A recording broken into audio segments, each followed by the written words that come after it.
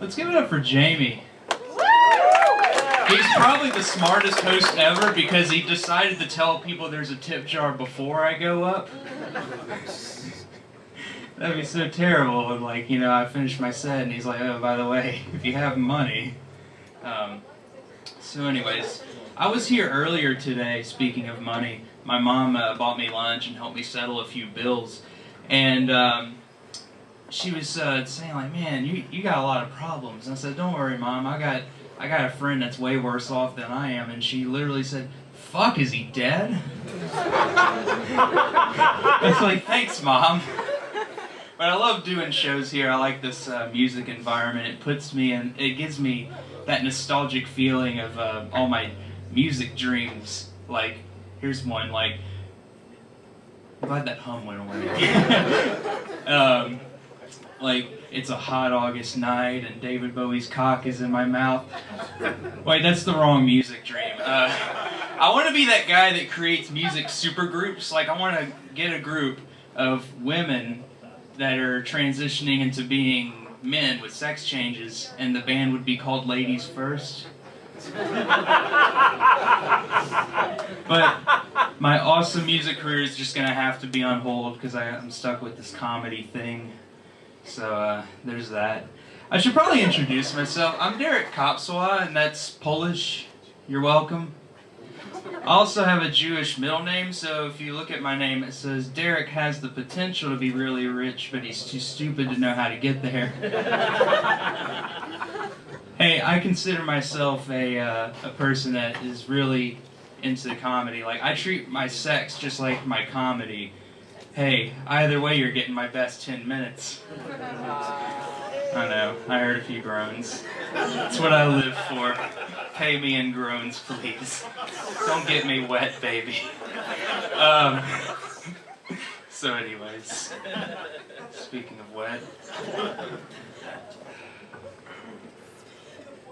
One thing that sucks about being a comedian is telling your coworkers, just never do that shit. Because they always ask dumb questions. They're like, oh, so you must be a professional, huh? I'm like, yeah, this Walmart job's just my hobby.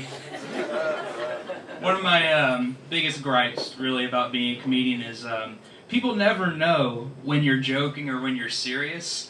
Like, last week when it snowed, I rear-ended this guy, and he got out of his car, and he's like, what the fuck, dude? I just got this car last week. Are you kidding me? And I'm like, sadly, not today.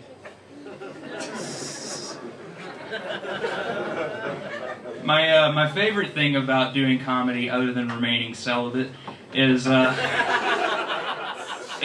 to defend my annoying views on life and how the world should be. Like, you know, like bullying. Like, I think bullying is a thing that's necessary because it's character building. Because I was bullied most of my young adult life, and I think I'm a stronger person. Like, I think everything is fine. What do you guys think?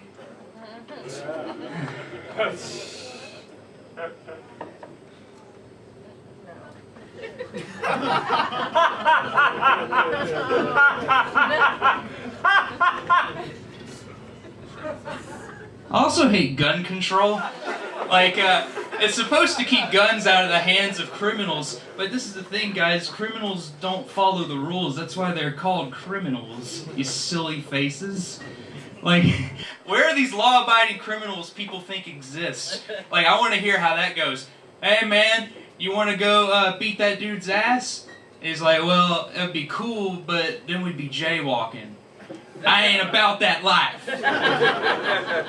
Yo, dog, it's Friday night. You want to do a drive-by? Well, I can't because my inspection sticker's out. We gotta wait till Monday. You think that sucks? I gotta wake up on business hours.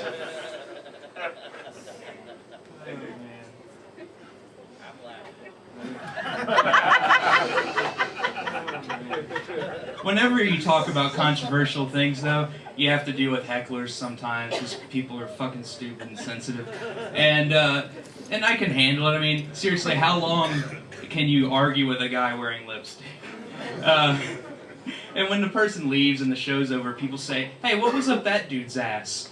And every time I hear that phrase, it makes me wonder, I think people are using that phrase wrong because over time we have realized that you can get pleasure in the ass.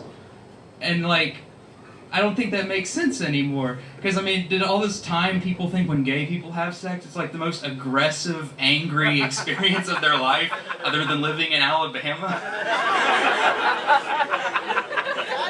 Shout out to Mobile. But yeah, like, I think people need to use that phrase the way I do, because whenever I see a dude that's like really fucking happy, you know, I'm like, what's up his ass? And when's he done with it? You get to travel a lot when you're a comedian, and I have to look into temporary living situations. And I thought for a month I could try living at a nudist colony, but my application got rejected. I think you're supposed to wear clothes to the admission office. Sometimes I hang out at my childhood home in Biloxi, and my brother still lives there, so it's cool. And sometimes my friends will meet me there, and they'll want to see the tour of the house and shit. And every time I get right to my room, I always want to say, like, and this is the room I used to jack off in. But then I realized, if I'm going to be honest, shouldn't I introduce every room that way?